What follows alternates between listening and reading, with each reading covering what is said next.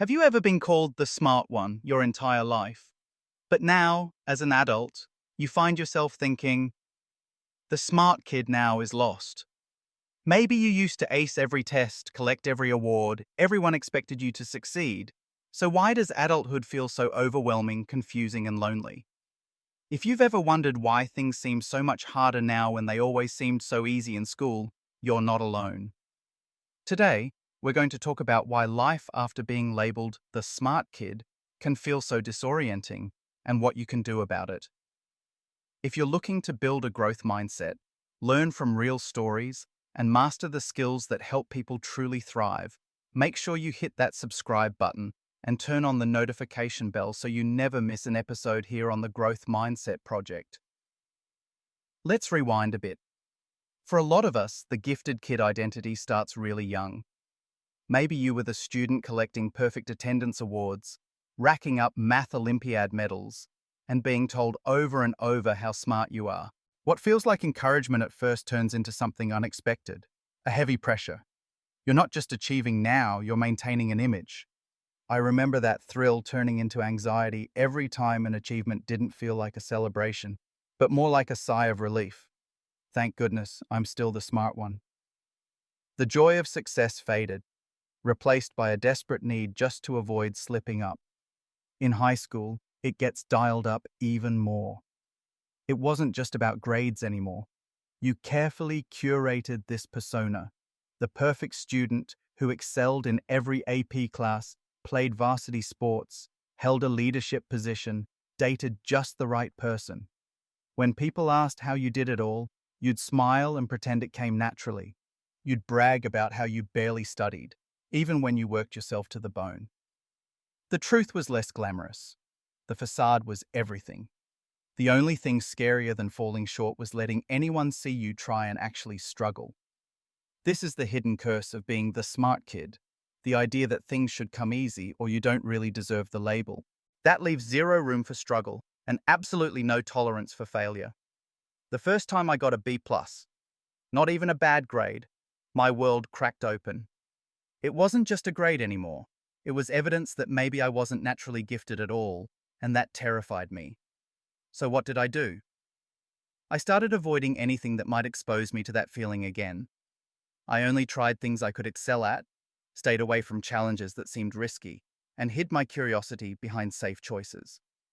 At 16, I told myself I had to become a doctor. Not only did I love science and medicine, but there was something more, something tied to my identity. Becoming a doctor was, in my mind, the ultimate smart kid achievement. If I didn't make it, what did that say about me? That's the problem with letting an old identity drive your life. It stops you from figuring out what you truly want and only pushes you to do what will preserve that image. If any of this feels familiar, tap that like button and let me know in the comments how this resonates with your experience. I want to hear your story. Let's support each other through this. Now, let's talk about what happens when the smart kid grows up. In college, I thought I was ready for anything. But when it came time to choose classes or apply for programs outside my comfort zone, that old voice was still there. Don't mess up, don't look average, protect your GPA, protect your image. Instead of pushing myself, I stuck to what I knew I'd succeed at. Sure, I still worked extremely hard, but my world started getting smaller. New opportunities, too risky. Curiosity, suppressed by fear. I thought I was being smart.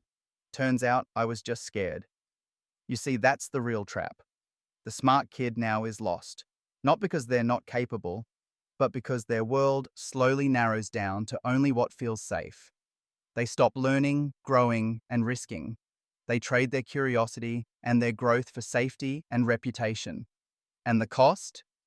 Deep down, it feels like you're living someone else's story, not your own. This pattern even continued after college. I went to medical school, achieved something that seemed like the top of the mountain, but inside, the pressure only grew. Other students who had struggled earlier in life learned to be resilient, to deal with setbacks. Me? I just tried to avoid failing altogether. By protecting myself from any setback, I was robbing myself of growth. Eventually, I felt restless and unfulfilled. That's when I got curious about content creation, YouTube, editing videos, something I'd always secretly loved. But again, that voice in my head shouted, what if you fail? What if people laugh at you?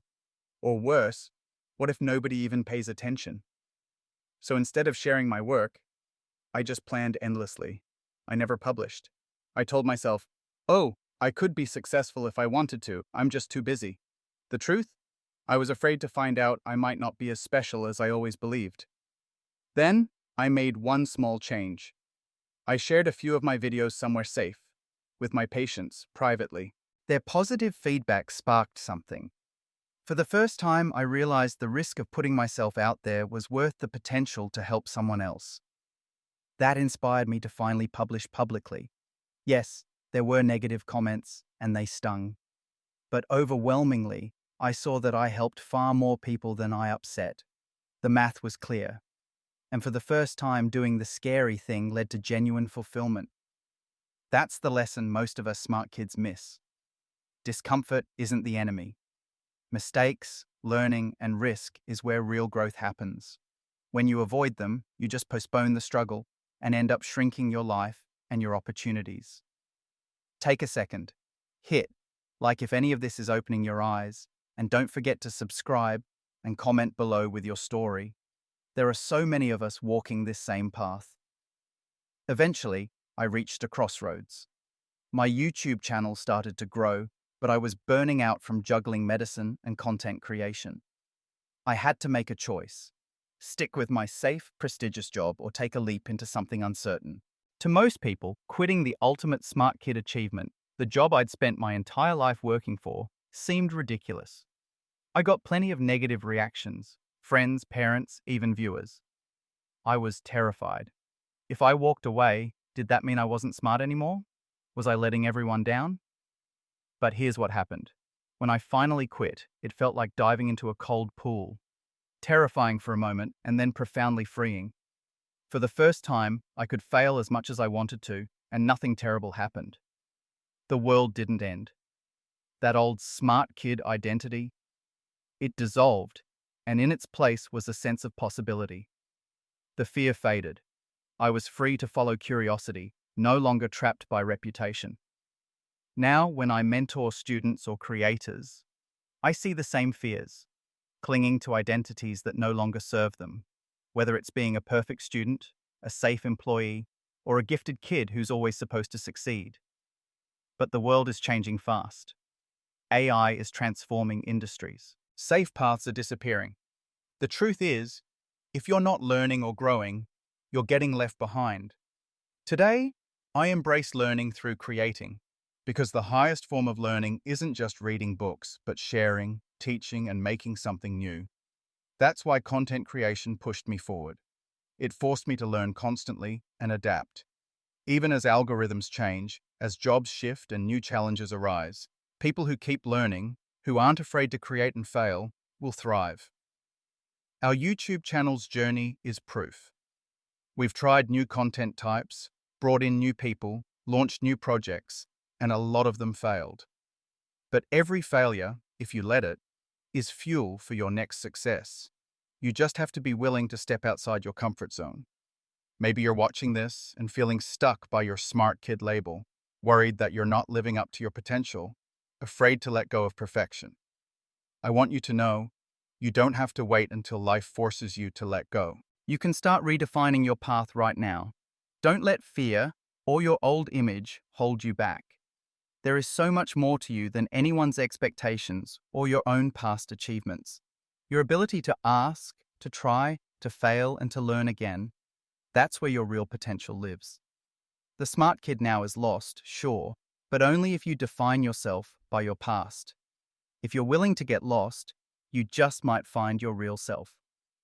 If any of this resonates, I'd love for you to check out our other videos on the Growth Mindset Project and ring the bell so you never miss an episode.